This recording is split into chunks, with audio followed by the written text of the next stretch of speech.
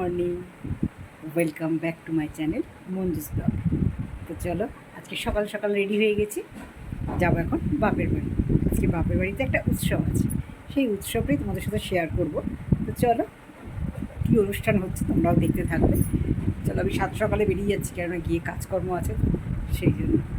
ঠিক আছে, তো দেখো আমি বেরিয়ে পড়েছি।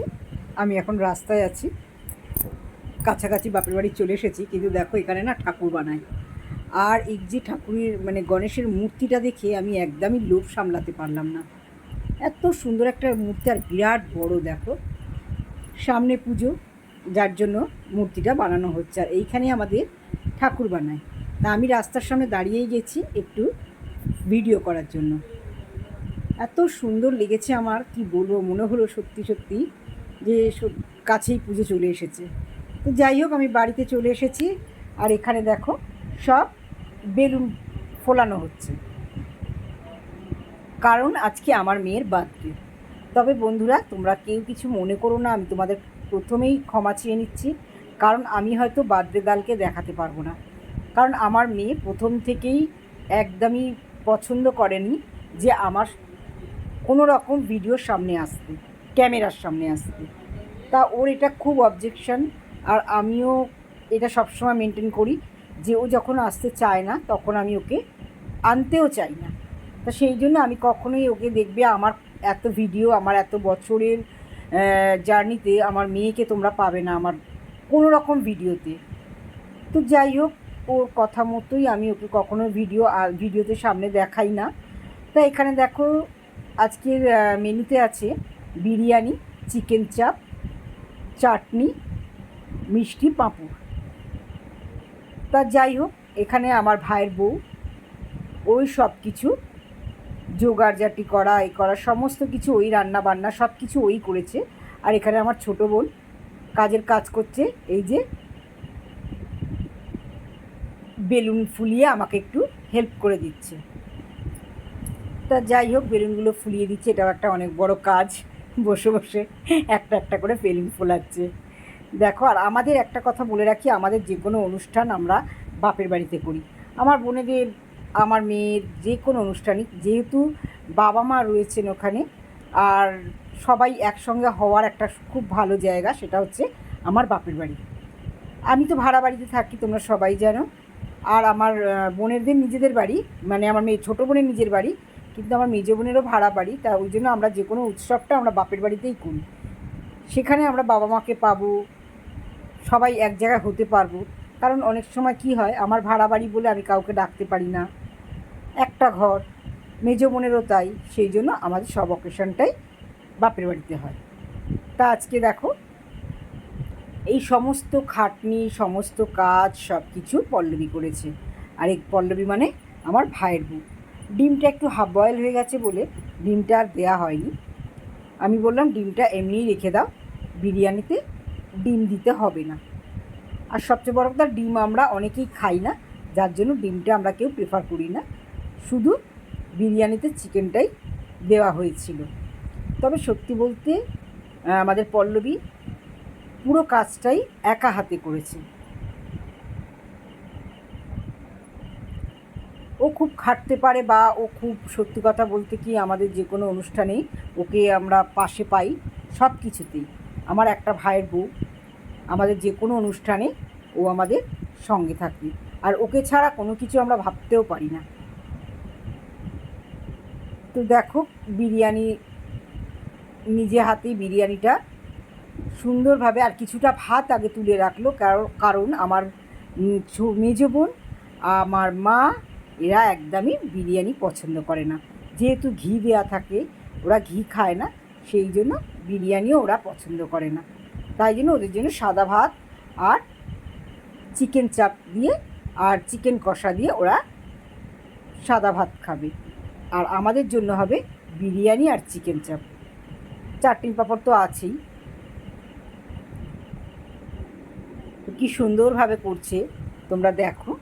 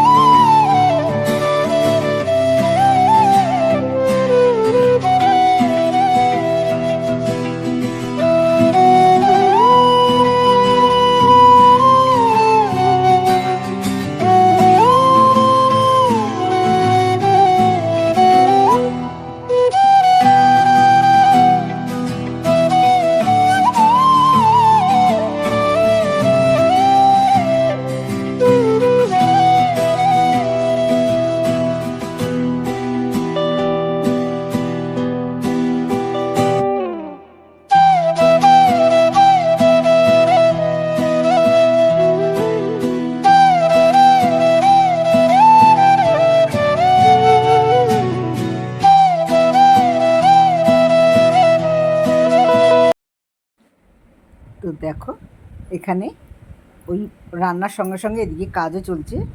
আর এখানে দেখো চিকেন চাপটা বসানো হয়ে গেছে। পল্লবী চিকেন চাপটা একদিকে বসিয়ে দিয়েছে আর ওদিকে বিরিয়ানিটা দমে বসিয়েছে।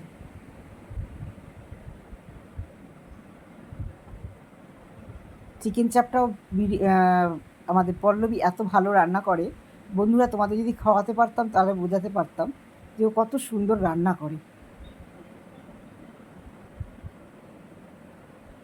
এখানে বিরিয়ানিটাও বসিয়ে দিয়েছে, তা দুটো কাজই একসঙ্গে করে নিচ্ছে ও। আর এখানে দেখো আশীর্বাদ করার জন্য সব কিছু আমরা নিয়ে রেডি করছি।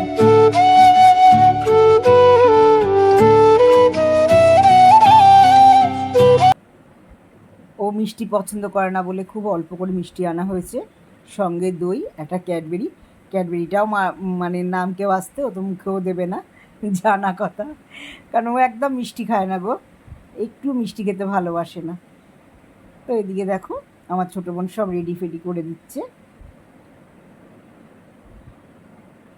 এখানে কিছু বেলুন আবার আনা হয়েছে অর্ডার করে, কারণ ওই বেলুনগুলো এত ফেটে যাচ্ছিল বলে এই বেলুনগুলো আবার অনলাইনে অর্ডার করা হলো। তা ওরা খুব তাড়াতাড়ি ডেলিভারিটা দিচ্ছে, সঙ্গে সঙ্গে, মানে আধ ঘন্টাও লাগেনি, ওরা আমাদের বাড়িতে পৌঁছে দিয়েছে। তা ওইগুলোকে আবার নতুন করে বেঁধে সাজানো হবে বলে আমার বোন রেডি করছে।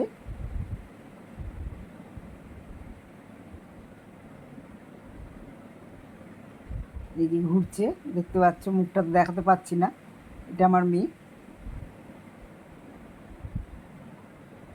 আর এই যে পুচকুটা দেখছো, এটা আমার ভাইয়ের মেয়ে।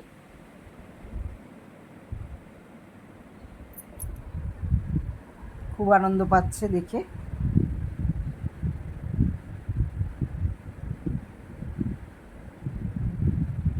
সঙ্গে সঙ্গে পিসির সঙ্গে সঙ্গে একটু হাত লাগাচ্ছে, আর মাঝে মাঝে বায়না করছে আমাকে একটা দাও, আমাকে একটা দাও।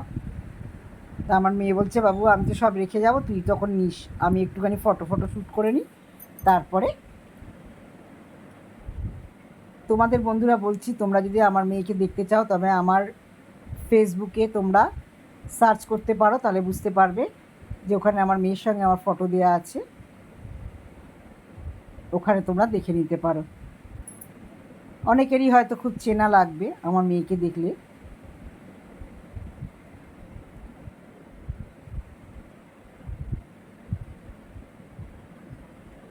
তো দেখো এখন রেডি করা হচ্ছে, ও এখন কেক কাটবে, সব কিছু রেডি করছে।